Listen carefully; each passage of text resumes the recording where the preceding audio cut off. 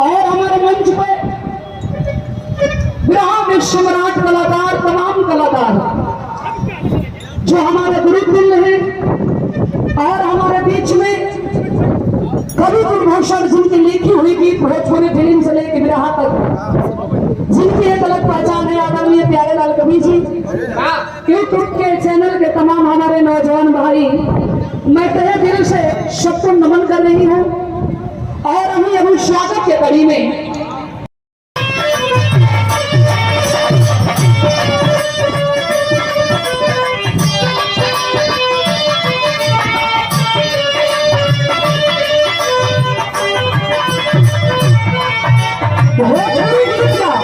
प्रति प्रदेश में मालूम करत नहीं हो भैया,